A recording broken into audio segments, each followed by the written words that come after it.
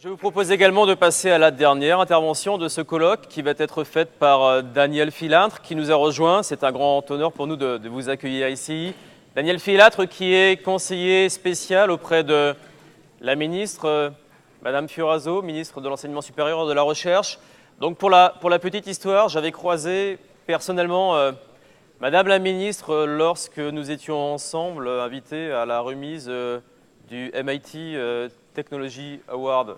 Donc c'est un prix lié à l'innovation technologique. Nous avions discuté ensemble à l'époque. Je lui avais dit que je souhaiterais qu'elle soit présente avec nous. Son agenda ne le permet pas, malheureusement, elle le regrette. Donc elle vous a demandé de venir la représenter. Et donc, M. Filâtre est là pour nous présenter finalement, les évolutions ou alors les réflexions actuelles sur l'enseignement supérieur, avec notamment évidemment en perspective le projet de loi qui est en cours de travail. Voilà les points que j'aimerais que vous évoquiez, donc je vous laisse intervenir.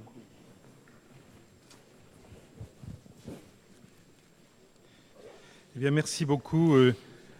Bonjour à tous. Je dois dire que je suis un petit peu inquiet parce qu'il y avait des sigles tout à l'heure dont je n'imaginais même pas que ça puisse exister. Mais pour vous, c'est votre quotidien, donc ça fait évidemment beaucoup de bien de venir vous voir. Alors, de fait, Madame la ministre ne pouvait absolument pas venir. Monsieur Rioux le sait, j'ai même eu quelques tensions sur l'agenda, tout simplement parce qu'on est dans la loi. Hein. La nuit de mercredi à jeudi, je crois que c'est celle-ci, est totalement blanche, puisque la commission de l'Assemblée nationale a adopté son rapport. On est dans les phases de renégociation d'amendements gouvernementaux. C'était cette nuit. Ce matin, c'était l'autre loi. Plusieurs qui sont dans la salle m'ont vu arriver en retard parce qu'on était en réunion interministérielle sur la loi Payon. Et puis, on démarre à partir de demain soir les amendements parlementaires pour le premier examen en première lecture dans l'hémicycle mercredi prochain. Et en même temps, Geneviève Fioraso m'a indiqué que oui, il fallait absolument venir. Il fallait que je trouve un moment. Donc, je suis désolé, je n'ai pas pu présenter un support pour vous donner quelques lectures. J'ai souhaité vous présenter non pas la totalité du projet de loi qui aurait pu avoir un côté décalé et me centrer sur la réussite étudiante dans le cycle licence et de regarder comment le projet de loi tente d'y répondre et puis garder suffisamment de moments pour répondre aux questions si nous avons le temps. Alors, c'est vrai que pour ce gouvernement, pour le président de la République, la réussite étudiante s'intègre d'abord dans l'ambition de faire réussir les jeunes, j'y reviendrai. La seconde ambition, c'est un enjeu de justice sociale. Et puis une troisième ambition, c'est l'enjeu de compétitivité par les qualifications supérieures, d'innovation. Tout à l'heure, la dernière intervention montrait que vous avez envie d'aller plus loin sur ces points. Sans doute pourrais-je y revenir. Ce triptyque, à la fois prendre en compte les jeunes dans notre société, faire réussir tout étudiant ou étudiante, et puis servir l'enjeu de compétitivité qui est le point majeur dans lequel nous nous trouvons en ce moment, eh bien, suppose, si vous le voulez bien, d'abord de regarder la situation. Alors, en préalable, vous dire que je vais parler de l'enseignement supérieur sans aucune réserve sur quelque filière que ce soit d'enseignement supérieur. Nous parlons bien de la totalité de l'enseignement supérieur et dans l'intervention de ce soir de l'ensemble des filières post-bac. Alors, les constats sont alarmants. Ce matin, j'étais dans une autre réunion avec certains d'entre vous, les membres des corps d'inspection, et le ministre Vincent Payon rappelait la situation de la France. La situation de la France, je crois qu'il disait, quand on est réunis autour du même table à 27, eh bien, on n'est pas très à l'aise quand on est ministre de l'Éducation nationale. Je peux vous dire, on n'est pas très à l'aise quand on est ministre de l'Enseignement supérieur. La réussite des jeunes dans le système éducatif français est en panne. On est obligé de le constater. Et c'est un sérieux problème. Vous le vivez tous les jours. Je le sais. Alors, si on regarde le constat alarmant, il y a la première chose, l'inégalité. L'inégalité dans les études supérieures. Je ne vais pas... Je ne vais pas insister, vous connaissez ces tableaux, mais souvenons-nous de cela. Et au fur et à mesure que nous avançons dans les études supérieures, cette différence s'accentue. Il y a donc vraiment des processus actuels, complexes certes, d'exclusion d'une partie de nos jeunes de la diplomation supérieure. Le deuxième type d'inégalité, c'est l'inégalité d'orientation. Le constat est clair, contrairement à ce qui peut s'écrire, nous avons absolument besoin de renforcer les qualifications supérieures. Nous n'atteindrons pas facilement les 50% d'une classe d'âge de niveau licence. Nous allons vraiment avoir du mal. Et la démographie scolaire et étudiante peut remonter, mais c'est tout l'enjeu des deux réformes qui sont liées, puisqu'elles concernent le système éducatif. Nous avons besoin d'étudiants, et les étudiants sont relativement mal orientés. On voit bien, des étudiants dans APB souhaitent accéder à certaines filières, n'y arrivent pas. Il y a toujours un modèle, je pense que vous allez l'entendre, qui considère que seul le bac général, finalement, est celui qui conduit les études supérieures. Le reste, faut voir. Eh bien non, c'est impossible. Certes, l'an dernier, il y avait le décalage sur les deux chronologies de bac pro, mais il y avait plus de bacheliers professionnels et technologiques aujourd'hui que de bacheliers généraux. Alors on peut dire qu'il faudrait augmenter le nombre de bacheliers généraux. Non, non. Les schémas montrent bien que non en situation actuelle dans le court terme. Il y a donc véritablement un enjeu de considération. Geneviève Fioraso utilise le terme d'égale dignité de bachelier, hein, quand bien même ça ne veut pas dire de non-différenciation. Enfin, troisièmement, je parlerai d'inégalité de réussite. Les chances de réussite dans le supérieur dans notre pays sont d'abord très variables selon le bac obtenu. Alors on peut se dire que c'est normal, puisque le sup, c'est les bacs généraux. Je renvoie aux propos précédents. En STS, la réussite en 2 ans, quand c'est un bac général, c'est 76%. Ce n'est que 76%. C'est-à-dire qu'il y en a 1 sur 4 qui ne réussit pas. Si c'est un bac techno, 63, un bac professionnel, 42. Est-ce qu'en licence, c'est mieux ? Avec un bac général, seulement, pratiquement, 40% réussissent. S'ils ont un bac général, s'ils ont un bac techno, moins de 10, arrivent en 3e année de licence, et puis un bac pro, moins de 3%. Quel système qui laisse envoyer comme ceci dans ces filières. En IUT, mais on pourrait penser qu'en IUT, en 2 ans, là, les résultats sont exceptionnels, pas davantage. Bien sûr, ils sont meilleurs qu'en licence. C'est heureux puisque la pédagogie est différente et la sélection existe. Pour les bacs généraux, c'est 3 sur 4. 73% de réussite en 2 ans. Les bacs technologiques, 58%. Les CPGE, allez-vous me dire, les CPGE, c'est compliqué. C'est compliqué un peu aussi, mais prenons-le de la même manière. Combien réussissent en 2 ans à être où ils voulaient aller ? Eh bien, 1 sur 2. 1 sur 2 eh bien, rentre bien en 3e année dans une grande école. Je vais y revenir. Et au bout du compte de tout cela, quelles sont les chances de réussite dans le sup ? C'est assez surprenant. Avec ce que je viens de dire, seulement, entre guillemets, 20% d'échecs dans le supérieur. Ça veut dire que 80% réussissent, 4 sur 5. Et ils réussissent avec des difficultés d'orientation, avec de nouvelles années de redoublement. Alors, les CPGE, les classes préparatoires, sont-elles épargnées ?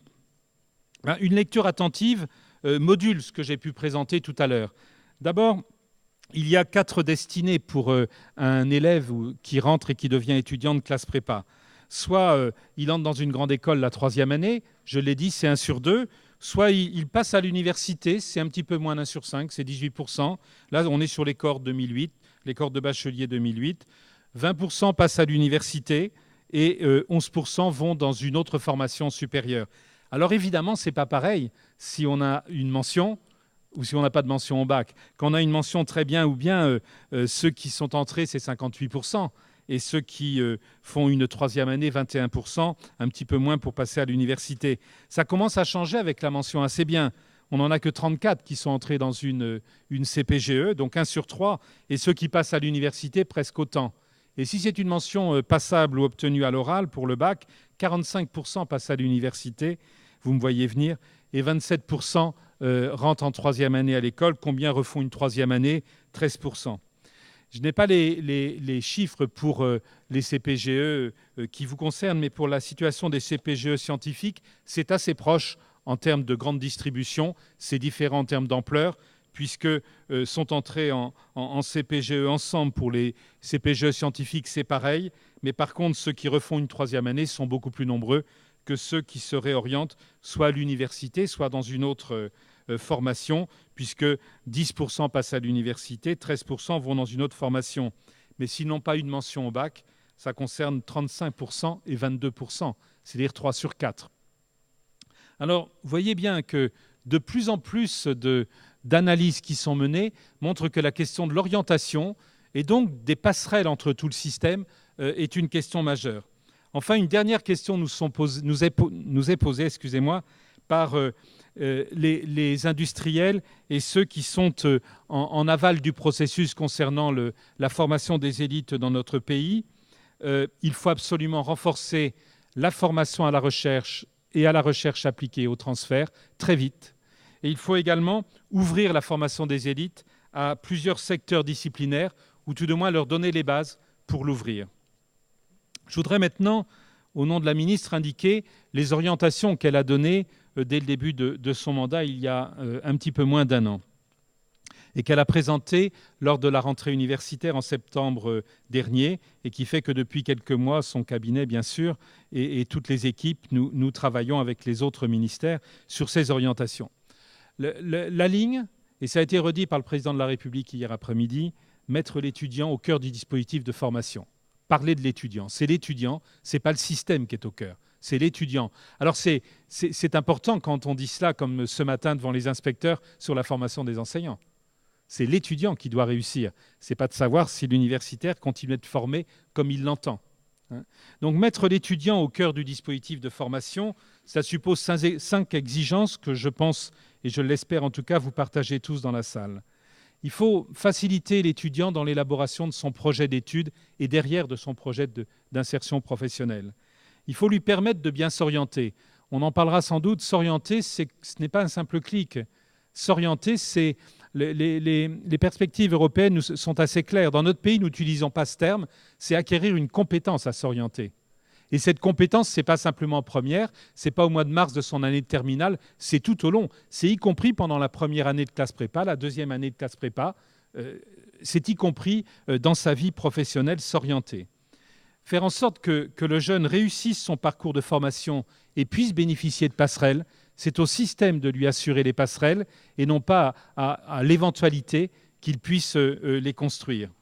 Bien sûr, les conditions d'études favorables, et enfin que l'étudiant puisse s'insérer à la fin de ses études, mais je pense que c'est quelque chose qui est plus assuré dans les filières dont vous avez la responsabilité. Je voudrais, après cette présentation introductive, donner les dispositions législatives telles qu'elles sont prévues ou réglementaires aujourd'hui, autour des 3 leviers d'action que j'ai esquissés. Le premier, mieux orienter. Mieux orienter, nous avons pris la décision de travailler en étroite collaboration entre les 2 ministères de l'Éducation nationale et de l'enseignement supérieur. Alors l'orientation active, c'est une compétence à s'orienter que j'ai indiqué, que chaque élève, chaque étudiant puisse s'orienter évidemment en fonction de son projet, des places offertes et de ses aptitudes et de ses chances réelles de réussite. Il y aura donc la généralisation dès la rentrée prochaine du conseil anticipé en classe de première. C'est un des articles de la loi Peillon. Elle se fera avec l'ensemble des acteurs du scolaire. Nous attendons beaucoup que les enseignants du SUP, tous les enseignants du SUP, se rapprochent des enseignants de lycée et soient présents pour enrichir ce conseil anticipé. Le deuxième point, c'est l'amélioration du dispositif APB. Il a déjà été modifié depuis un petit peu moins d'un an. Le portail APB doit absolument être ouvert à la totalité des formations, doit être transparent, doit renseigner. L'orientation progressive tout au long du cursus que nous appelons -3, +3, tout simplement parce que jusqu'à la fin du niveau L3, l'étudiant est censé avoir besoin de s'orienter d'une manière ou d'une autre. Et enfin, la manière de penser cette orientation choisie, qui suppose de regarder notre système non pas comme 4 tubes, j'aurais dû dire 5 tubes, c'est-à-dire qu'est-ce qui lui est offert aux jeunes. Je vous assure qu'il n'y comprend rien, mais ce sont les vôtres, vous les connaissez sans doute mieux que moi. Il peut aller en CPGE, il ne sait pas forcément ce que c'est. Il peut aller en STS, il peut aller en DUT, il peut aller en licence. Quand il va en licence, il peut aller dans l'une ou dans l'autre, c'est-à-dire en PACES, en médecine, ou il peut aller dans un autre. En médecine, c'est un peu compliqué. C'est un jeu où très vite, on lui dit s'il a le droit de rester. Et puis enfin, il peut aller dans n'importe quel endroit du système. De plus en plus d'étudiants vont dans n'importe quel endroit du système, puisque c'est là que la progression d'orientation s'opère. Je parle de toutes les formations privées qui échappent à l'une des 4 filières précédentes. Alors, nous allons mettre en place des mesures législatives. Le premier, c'est l'orientation progressive du -3 au +3. Nous avons eu ce débat en commission avec les parlementaires dans la nuit de mercredi à jeudi. Oui, l'orientation progressive, qu'est-ce que c'est? Qu'est-ce que ça veut dire? On en parlera sans doute. Deuxième mesure que vous, donc c'est un des articles de la loi Fioraso. Deuxième mesure, le service public territorial de l'orientation. Il était dans l'acte 3 de la décentralisation. Une réunion interministérielle de ce matin à Matignon l'a replacé dans la loi Payon par des amendements au Sénat, des amendements gouvernementaux, parce que c'était trop tard. La loi, l'acte 3 de la décentralisation, qui donnait aux régions un rôle d'animation dans le système d'orientation, non pas une compétence, mais une compétence d'organiser le réseau pour faire en sorte que les jeunes ne soient pas qui dans un bureau d'information jeunesse, qui dans un service d'orientation du lycée, qui à l'université, qui dans un autre endroit, mais que ce système travaille en cohérence, même si c'est chacun chez soi. On n'unifie pas tous les personnels dans une même boîte, mais on organise ces boîtes au service du jeune. Une troisième mesure qui est dans la loi Fioraso, dans l'acte 18, qui fait couler beaucoup d'encre, c'est l'accès privilégié des bacheliers professionnels en STS et des bacheliers technologiques en IUT. Nous étions sur une priorité dans le projet de loi initial avant qu'il soit passé en Conseil d'État. En Conseil d'État, on nous indiquait que la priorité ne veut rien dire juridiquement, à moins d'accepter la totalité des bacheliers technologiques qui en font la demande en IUT et la totalité des bacheliers professionnels qui en font la demande en STS. Ce n'était pas du tout la position du gouvernement, puisqu'il fallait qu'il y ait mixité des publics, bien évidemment, tout en combinant en même temps la relance de l'ascenseur social, comme je l'ai indiqué.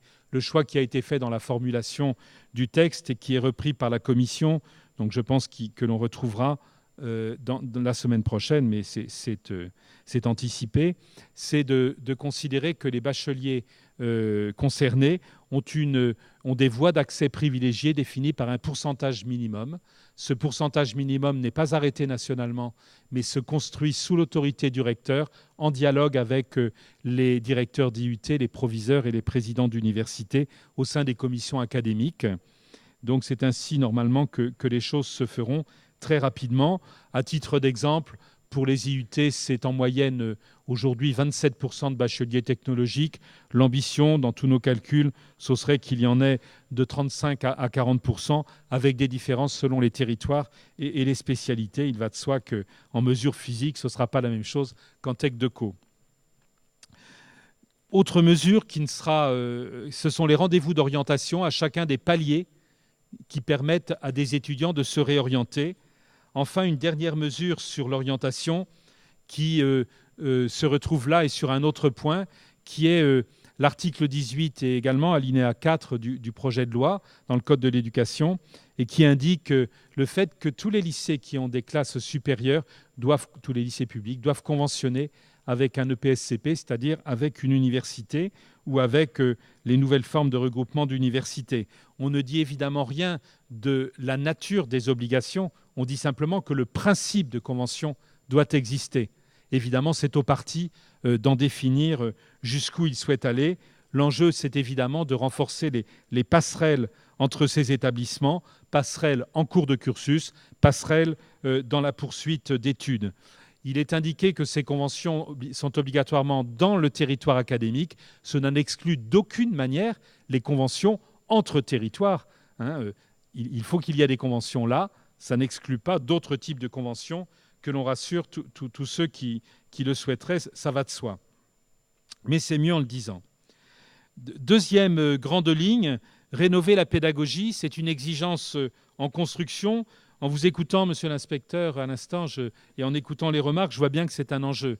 Alors peut-être, quand on est dans les sciences de l'ingénieur, la pédagogie par projet, la pédagogie interactive, elle est au cœur de votre démarche. Je vous dirais, dans ce cas, généralisons-la partout. Il y a un véritable enjeu de modifier la pédagogie dans notre pays. C'est une pédagogie qui est peu interactive, c'est une pédagogie qui est peu proactive, c'est une pédagogie qui est peu réactive. Et ça l'est d'autant plus quand on entre dans les secteurs, je dirais, classiques, académiques, ça l'est moins. C'est une pédagogie par projet, un apprentissage par des objectifs, avec la diversification des modes d'application des enseignements, avec des interactions les plus fortes entre étudiants et équipes pédagogiques, avec un accompagnement pour la réussite de l'étudiant. et avec une organisation des rythmes pédagogiques, bien évidemment. Oui, une pédagogie qui a transformé. C'est pour ceci que nous avons voulu, dans le projet de loi, le chapitre 6 du projet de loi Peillon sur la formation des enseignants, qu'il y ait la formation des enseignants du supérieur dans les SP. Il faut absolument que nous formions, que nous vous formions. Vous vous formez déjà, je le sais, mais que nous puissions assurer tous ensemble cette formation, pas seulement initiale, mais continue, des enseignants du supérieur. Et vous voyez tout l'intérêt quand des enseignants d'écoles d'ingénieurs, de filières universitaires de sciences et de classes prépa se retrouvent dans un même lieu pour travailler sur des objets pédagogiques partagés, alors ça devient intéressant. La création, deuxième point, la création de structures d'innovation pédagogique et d'évaluation dans tous les établissements, tout du moins les EPSCP, les universités. Un renforcement des équipes pédagogiques plurielles. Nous avions ce débat ce matin. Il faut des équipes pédagogiques plurielles, absolument. C'est toute la réussite, l'intelligence de l'acte pédagogique évoluant. Un quatrième point, c'est le numérique. Il nous arrive de manière brutale.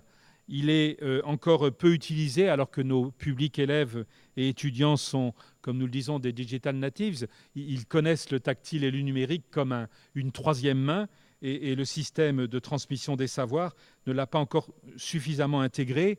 La ministre de l'Enseignement supérieur lancera début juillet le plan France Université Numérique, à la fois portail, à la fois plateau technologique permettant des connexions à plusieurs millions de personnes sur des mêmes objets partagés.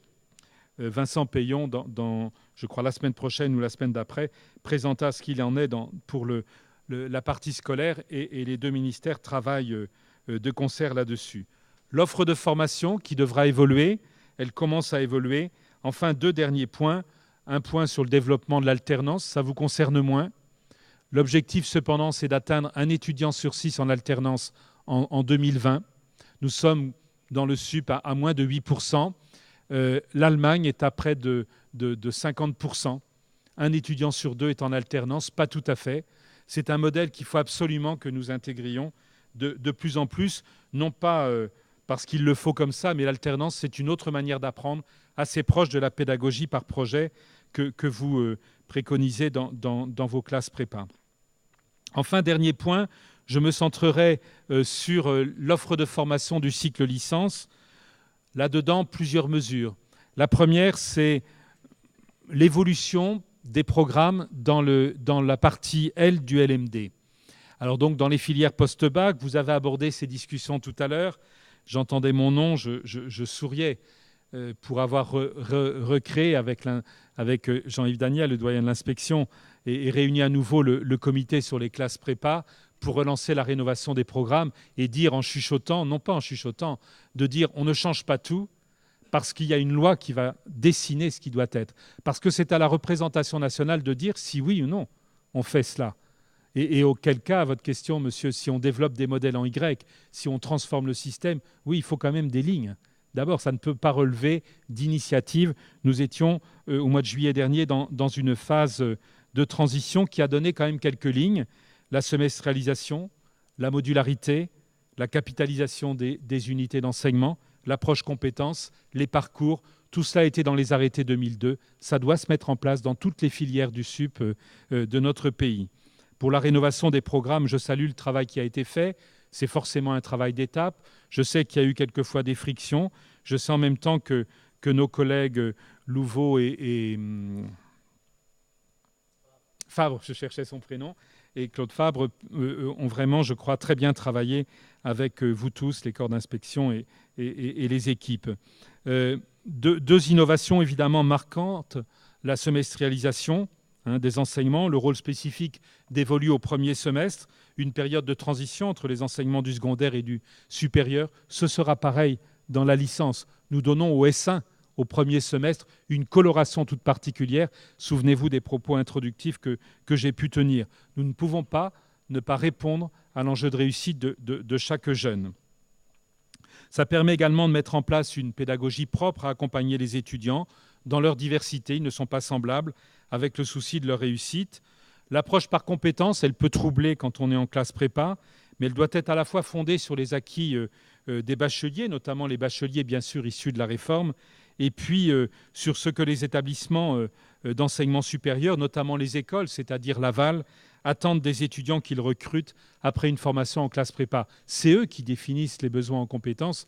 Ce matin, nous présentions la même approche sur la formation des enseignants. C'est le directeur général des enseignements scolaires qui a rappelé les compétences métiers attendues pour les futurs enseignants. Et c'est à l'appareil de formation supérieure de voir comment il y répond. Les grands équilibres disciplinaires et horaires ont été maintenus, à quelques exceptions près. L'enseignement de l'informatique est devenu une discipline à part entière. Ça a remué beaucoup. Je ne vous cache pas que ça m'a surpris pour ma part, étant arrivé, n'étant pas, pour moi, traditionnellement, quand une compétence doit être instaurée, on la partage et on cherche tous ensemble comment on a la meilleure efficience au service des étudiants. Le deuxième point de cette réforme sur l'offre de formation concerne davantage la licence. La licence universitaire, c'est le plus gros morceau du post-bac. Chaque année, sur les 500 000 bacheliers qui arrivent dans le SUP, il y en a presque 300 000 qui arrivent en licence, 125 000 en STS, et à peu près pareil, 50, 55, 60 000, soit en CPGE, soit en IUT. Donc la licence, c'est un vrai sujet. Plus de cohérence, plus de lisibilité, avec un nombre limité de parcours, avec des équipes pédagogiques rassemblées, une meilleure intégration de la licence générale et de la licence professionnelle. Toujours là-dessus, nous attendons de l'ensemble des filières une spécialisation progressive, avec donc plutôt en licence, mais aussi ailleurs, des portails pluridisciplinaires, la possibilité de se spécialiser progressivement, et je le redis, des paliers d'orientation.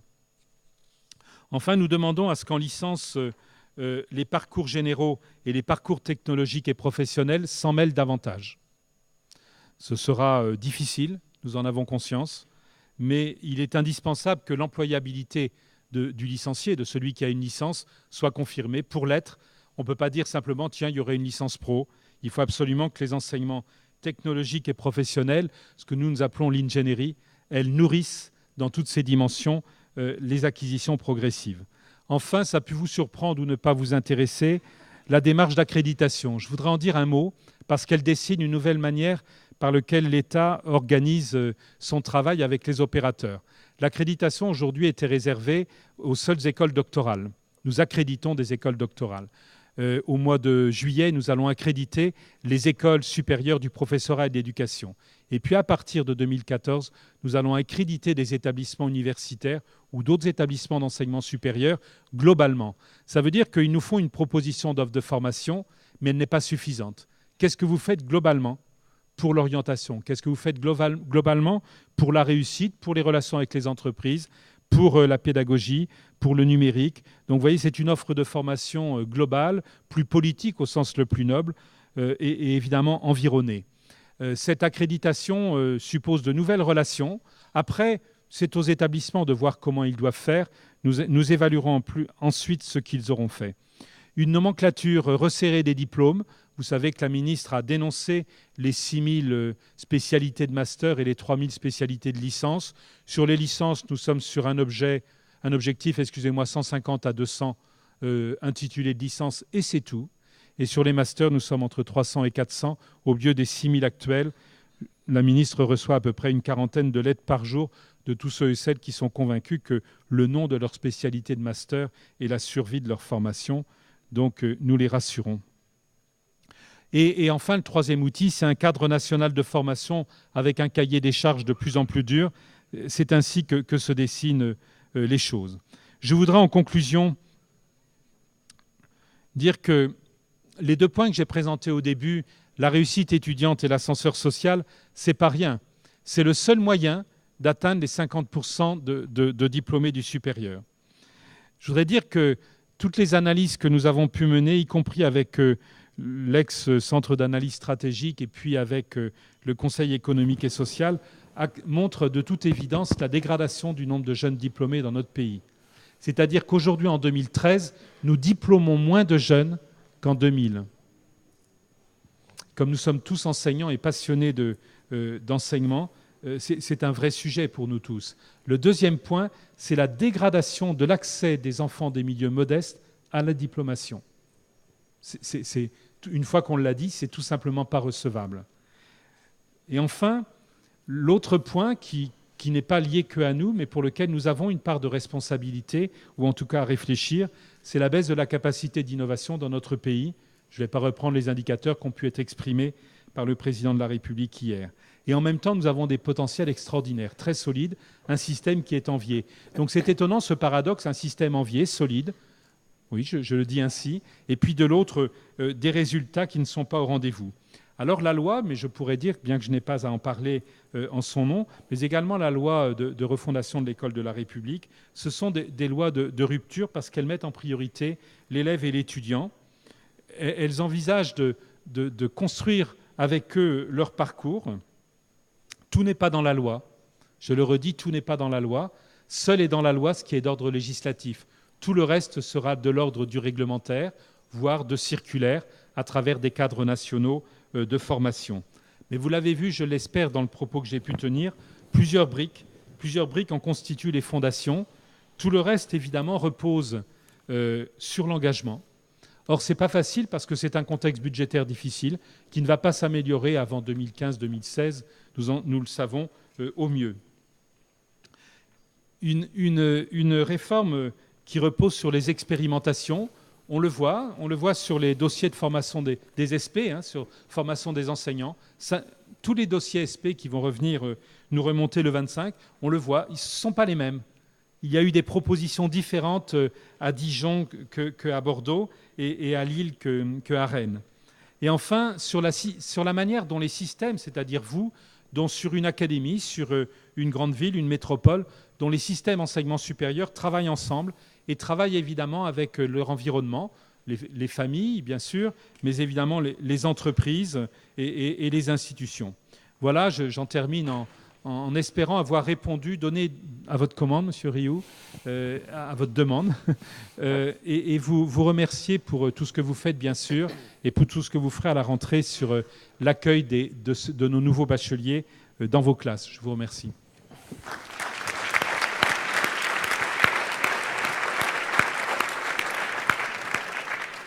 Merci, Monsieur Filâtre. Et simplement, par rapport à ce que vous avez dit, je peux vous confirmer, si je devais encore le faire, que les professeurs que vous avez devant vous, les professeurs qui enseignent les sciences de l'ingénieur, sont véritablement imprégnés de ce que vous demandez, au sens innovation technologique, au sens innovation pédagogique, au sens imprégnation par le numérique. Je pense pouvoir véritablement dire que nous avons été, pour beaucoup d'entre nous, des précurseurs là-dedans. Évidemment, nous continuerons à l'être et à le développer. Simplement, 2 indicateurs pour vous rendre compte de la chose. Je l'avais dit en discours d'introduction de ce colloque, depuis la création de cette discipline, il y a 15 ans à peine maintenant, en classe préparatoire, plus de 200 innovations technologiques à la pointe de l'industrie française ont été utilisées pour évaluer les compétences de nos étudiants, y compris au concours, dans notre discipline. Et puis, il y a 4 ans, nous avons créé, notre association, l'UPSTI, a créé les Olympiades de sciences de l'ingénieur, il y a 4 ans seulement. Et si je fais le compte de toutes les créations, innovations technologiques que nos jeunes lycéens, classe de première et terminale, ont créées grâce à ce concours, j'en suis à plus de 1500, dont certaines d'entre elles qui vont être brevetées.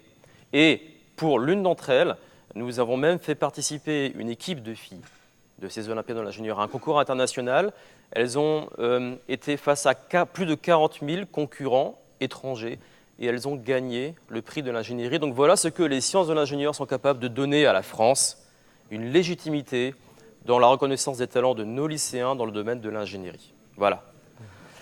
Alors, est-ce que, chers collègues,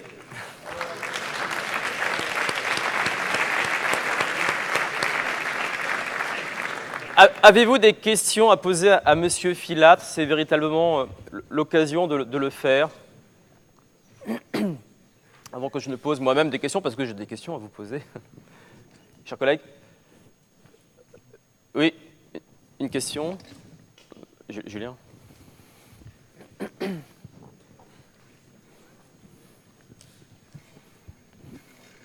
Oui, bonjour. Vous souhaitez améliorer les passerelles dans l'enseignement supérieur, donc ça suppose d'une certaine façon un peu uniformiser les programmes. Donc est-ce que vous envisagez dans un futur proche d'enseigner davantage ou d'introduire davantage l'enseignement des sciences industrielles ou des sciences de l'ingénieur, excusez-moi, des sciences de l'ingénieur en université, par exemple. Alors, quand je ne sais pas répondre avec précision, j'essaye de dire pourquoi. Donc là, je ne peux pas répondre. Je ne peux pas répondre. Ce que je note, c'est que nous soutenons les expérimentations, par exemple l'expérimentation que lance Robert Chabal avec les CMI, c'est-à-dire les masters ingénierie. Vous les connaissez, je ne sais pas. Hein. Il s'agit de développer l'ingénierie dès le début du cursus. Donc là, c'est de proposer à des étudiants qui sont en sciences, en L1, à la fin du S1, du premier semestre, de leur proposer de continuer toujours S2, S3, S4, S5, S6 en licence, toujours comme ils l'ont convenu, mais de rajouter des modules, des enseignements d'ingénierie de plus en plus lourds. Donc ce n'est pas un cursus d'excellence à part, on prend les meilleurs, on les met là. Ce sont ceux qui, à la fois, sont reconnus par leurs aptitudes et s'engagent sur un contrat pour poursuivre cette licence avec le label ingénierie. Et puis ensuite, de s'orienter vers un master. Ce ne sont pas des masters qui donnent le titre d'ingénieur, ce sont des masters ingénierie. Donc voilà un exemple. Je vois d'autres rapprochements. Dans une vie antérieure, j'ai été président d'une université dans le sud-ouest. Et à Toulouse, nous avions l'INSA, l'INP, l'ISAE, puis en même temps le grand campus de Toulouse 3, Paul Sabatier. Eh bien là, on a développé évidemment des rapprochements. Je crois que l'esprit, c'est le rapprochement et non pas la concurrence. C'est en tout cas ceci que nous visons. Sur après, la précision, je ne peux pas répondre. Je ne peux pas répondre si dans les programmes, ils l'ont intégré. Ce que je peux vous dire, c'est que juste avant de venir au cabinet de la ministre, les quelques mois avant, je terminais un mandat de président de la commission des formations à la CPU. Et nous avons travaillé sur cette orientation, telle que vous la présentez. Je ne sais pas depuis ce qu'il en a été du côté des opérateurs. Mais moi, j'y suis favorable. Je suis même favorable à la démarche d'ingénierie en sciences sociales, en sciences humaines et sociales, champ dont je suis issu. Ce qui d'ailleurs me semble être une orientation souhaitée également par M. Zalio, le directeur de l'École normale supérieure de Cachan en SHS. Oui, dans cette tout à fait. Y a-t-il d'autres questions? J'ai une question pour ma part que je vous ai déjà posée lorsque nous étions ensemble en réunion au ministère. La question est la suivante. On parle beaucoup en ce moment de la vision Bac-3, Bac+3. Les classes préparatoires sont en 2 ans. Comment s'intègrent les classes préparatoires dans cette vision? C'est une question difficile. Une question difficile parce qu'il y avait plusieurs options. C'est une vraie question. Hein. C'est une vraie question. Notre pays a une position singulière, vous le savez tous. En aucun cas, l'alinéa 4 de l'article 18 vous vise d'une manière, de quelque manière. Tiens, il y a les classes prépa, il faut qu'on les embête et tout. Hein. Je tiens à le dire. Je vous invite à... J'ai eu la responsabilité scientifique du colloque de la CPU de Toulouse, il doit y avoir 3 ans, qui s'appelait... je ne sais plus comment il s'appelait. Peut-être c'était déjà -3+3. Et pour le préparer, on m'avait demandé, ou j'avais souhaité peut-être, beaucoup consulter. Nous avions consulté vos organisations, les proviseurs ayant des classes prépa. Nous avions consulté d'anciens responsables du système éducatif supérieur depuis une vingtaine d'années, tous ces hommes et ces femmes qui se posent la question, c'est quoi ce machin double qui est dans notre pays et qui n'existe pas ailleurs? Qu'est-ce qu'on en fait? On casse les classes prépa, c'était les durs. On les laisse surtout, c'était les autres durs. On essaye de bricoler quelque chose, on invente une 3e année, et ainsi de suite. Moi, ce que j'ai noté, c'est que si on ne bougeait pas, en 2025, je dis cela comme ça, peut-être c'est 2030, où on en est quand on voit la rapidité des évolutions dans les autres pays. Aujourd'hui, c'est notre inquiétude au ministère de l'Enseignement supérieur. Est-ce que la France reste dans la course d'un modèle international? Donc notre modèle n'est pas compréhensible du tout. Il n'est pas compréhensible, je vous le dis, vous le savez, que les élites ne soient pas formées à l'université. Ce n'est pas compréhensible. On a un schéma à l'envers. Le haut de l'université, labo de recherche et tout, retrouve les meilleurs étudiants. Et souvent, ceux qui sont dans les grandes écoles basculent sur des écoles doctorales qui sont dans les universités, vous le savez. Et puis en bas, on a un modèle d'accès à l'enseignement supérieur inversé. Ceux qui ne sont pas sélectionnés se retrouvent en L1, sauf s'ils le veulent, mais autrement par défaut. Et puis au contraire, les autres filières se trouvent échappées à ce système. Donc, une fois que j'ai dit ça, mais je crois que vous partagez ce point de vue, nul n'est responsable dans l'histoire. Donc j'ai fait partie de ceux à l'époque, dans d'autres fonctions, de dire on n'est pas en train d'attaquer les classes prépa. Je pense que ça s'est dit, donc je le dis librement. On n'a pas attaqué quelque chose qui marche. Simplement, quand on fait une prévision, ça ne marchera pas longtemps. Le modèle qui émerge, c'est bien un modèle licence-master qui se généralise dans toute l'OCDE. Alors, il y avait plusieurs options. Mettre une 3e année de classe prépa, alors que les industriels nous disent déjà les classes prépa mangent beaucoup de la formation, surtout quand on retire le dernier semestre international d'école d'ingénieurs. La formation d'ingénieurs elle-même devient trop limitée dans le temps. Elle vous concerne moins, cette question, que les autres classes prépa. Mais c'est une vraie question. Donc, c'est le propre de la France. Tout le jeu de sélectionner au mieux l'élite trop tard limite la formation dure de l'élite sur un programme de formation qui réponde aux enjeux. Donc il y avait cette solution, elle n'a pas été retenue. Il y avait la solution de détruire les classes prépa, de les intégrer, elle n'a pas été retenue, parce que ça n'a pas de sens. D'abord parce que ça aurait été mettre le feu pour rien, et sur le fond, ça n'a pas de sens. Ça voulait dire ne pas reconnaître ce que vous faites. Et ce que vous faites est excellent. Il n'y a rien à dire là-dessus. L'autre point était est-ce qu'on double les classes prépa dans les universités, avec une concurrence. Vous voyez, les choix qui sont dans la loi, il faut y voir, comme j'ai pu indiquer, j'espère suffisamment de manière compréhensible, ce n'est pas certain parce que je suis fatigué, mais c'est plusieurs briques. Il y a la brique sur les voies d'accès. On n'en parle pas. Elle est en débat encore. Je pense que d'ici demain soir, il y a des voies d'accès qui vont être changées. Nous avons eu des négociations dans la nuit avec des parlementaires. Ce n'est pas simple cette affaire. Et l'un des amendements possibles vous concerne. Donc nous on attend de voir qu'est-ce qui va ressortir de l'Assemblée d'ici demain soir. Donc il s'agit de l'accès des classes les plus défavorisées aux filières, à l'ensemble des filières, comment on fait réussir, comment on généralise dans la loi les différents processus qui ont été faits, les cordées de la réussite ou des choses comme ceci. Est-ce qu'on va plus loin? Donc on verra dans le week-end, puisqu'on a jusqu'à mardi pour travailler, comment on réagit. Avec la ministre, bien sûr, c'est lundi soir qu'elle décide. L'autre voie, encore, était de vous rapprocher. C'est-à-dire que chacune de ces filières ont leur qualité, mais leur séparation est un défaut majeur. Donc, comment vous rapprocher? Alors, pour vous rapprocher, la première proposition est de nature conventionnelle, d'imposer un régime conventionnel, mais pas de le signifier. Tous les EPLE qui ont des classes sup, évidemment, ça vise surtout les CPGE.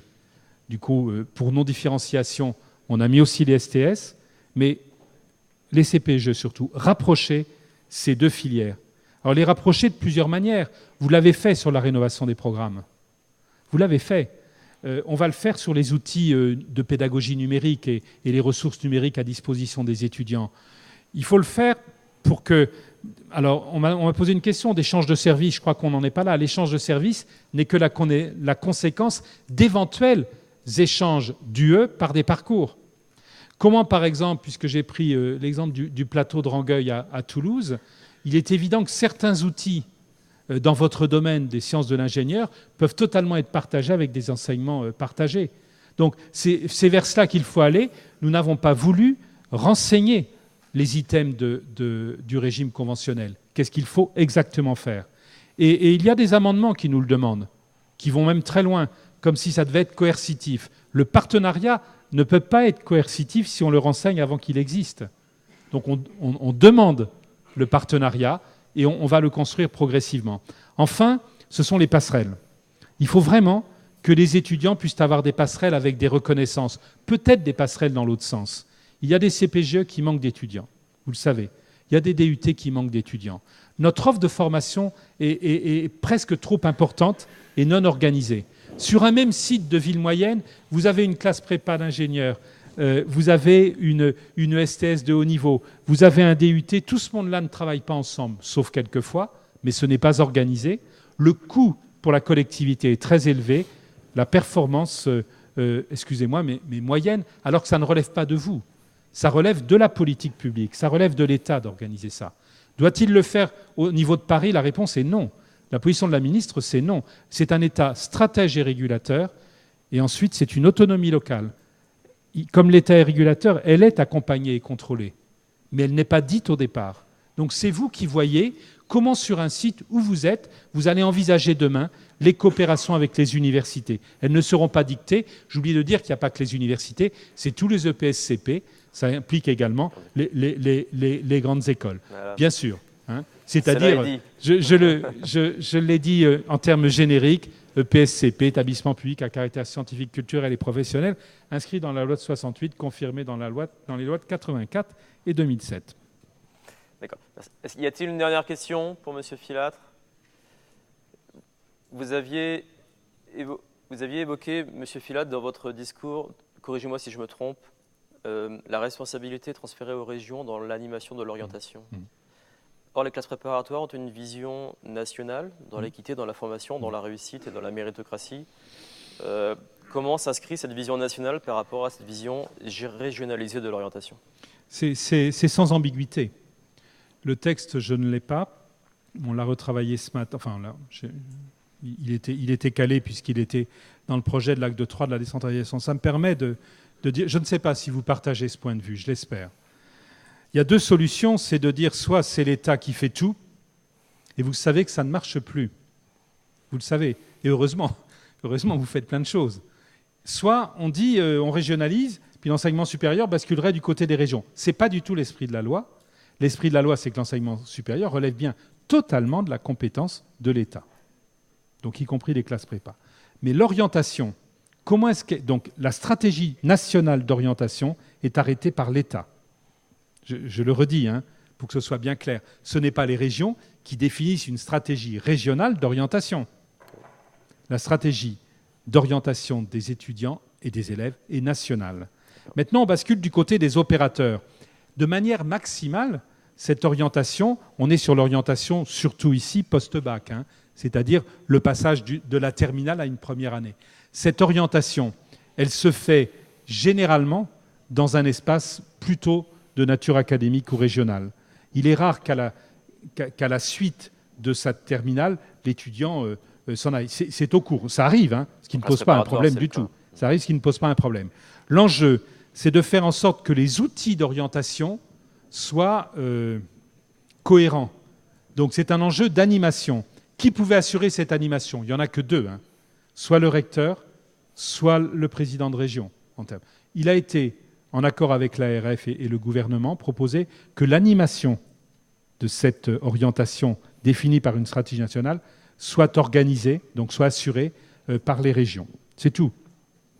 Ça veut dire, par exemple, que vous pouvez décider, vous, dans une région, je vais reprendre la région Midi-Pyrénées, c'est une seule académie à Toulouse, que le portail d'orientation pour les étudiants, le portail d'information de l'orientation et l'accompagnement et suivi pour toutes les formations de sciences de l'ingénieur, vous le rassemblez tous ensemble dans un même lieu avec un seul même dispositif et les mêmes ressources. Vous voyez, vous êtes chacun chez vous. Simplement, vous décidez, tout en étant chacun chez vous, de faire les choses ensemble. C'est ce qu'attendent les jeunes. Ce que l'on voit chez les jeunes, c'est qu'ils ne comprennent pas pourquoi ils ont une information là et une information différente ici. Donc, voilà ce que je ne sais pas si j'ai été clair. Si. Hein, ça ne va pas au-delà. Est-ce qu'un jeune lycéen de la région Midi-Pyrénées pourra espérer faire ses études supérieures dans une autre région que sa région d'origine? Bien sûr, c'est sans ambiguïté. C'est pas la décision d'orientation, j'insiste. C'est pas la nature de l'orientation. C'est l'organisation des dispositifs de formation. Vous allez me dire, est-ce que le diable est caché là-dessous? Franchement, vous voulez alors que le diable soit Paris qui décide ce qui se passe dans tous les coins de France? Non, on est en 2013. Une dernière question, et puis on clôturera. Oui, bonjour, c'est une interrogation. Donc, j'ai présenté en début d'après-midi une intervention sur les comparaisons des formations des ingénieurs internationales, et qui fut assez difficile à mener. Et le bilan, quand j'ai contacté de nombreux universitaires extérieurs, c'était quelle chance que vous ayez quand même en France un programme commun national, parce que à la question comment on devient ingénieur dans notre pays, comme c'est par l'université, et que chaque université peut délivrer les modules qu'elle souhaite pour un bachelor ou un master, avec à l'intérieur de chaque module l'enseignement qu'elle souhaite, il est extrêmement peu lisible pour les gens de savoir comment ça se passe dans leur université ou dans leur pays. Vous avez raison. Vous avez raison. La question du programme auquel vous êtes extrêmement attaché, bien qu'il y ait une partie qui soit plus autonome, elle se pose dans le modèle universitaire international, c'est l'autonomie des établissements. Le modèle que j'ai pu présenter tout à l'heure, y compris donc pour les universités, c'est une accréditation avec un cadre national de formation très strict. Donc ça veut dire, prenons un exemple, la licence de sciences, telle qu'elle se dessine. La licence de sciences, elle a une nomenclature d'intitulé de diplôme fermée. Vous n'avez pas 8 mentions, biologie végétale appliquée au milieu aqueux, que sais-je, et ainsi de suite. On pourrait décliner. Donc peut-être qu'en biologie, il n'y a que 3 mentions de licence, peut-être qu'une. Ça, ce n'est pas le sujet du cabinet. Et un cadre national de formation qui dit, au-delà de l'arrêté licence, qu'est-ce qu'il doit y avoir dans la formation. Donc on n'est pas sur le programme, on est sur l'exigence des compétences et des capacités au final. Donc vous remarquez, et je pense que c'est aussi ce que vous visez quand vous êtes dans vos CPGE, vous adaptez aussi ce programme en fonction de ce qui se passe. Donc je crois sincèrement qu'il y a des convergences, et vous voyez bien que le modèle que je viens de présenter n'est pas l'absence de programme pour les licences, n'est pas le retour des programmes, et une forme à la fois beaucoup plus souple et beaucoup plus régulatrice.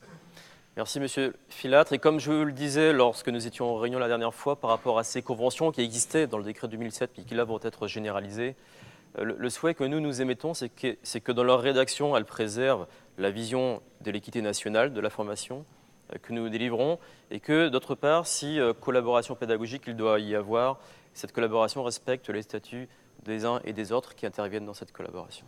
Voilà, je réponds parce que je ne voudrais pas qu'il y ait une inquiétude. Oui. Le fait que l'on n'ait rien mis ne veut pas dire qu'on ne fera rien. Ce que vous avez dit, bien sûr. Bien sûr, il n'y a pas de... Je cherche le mot.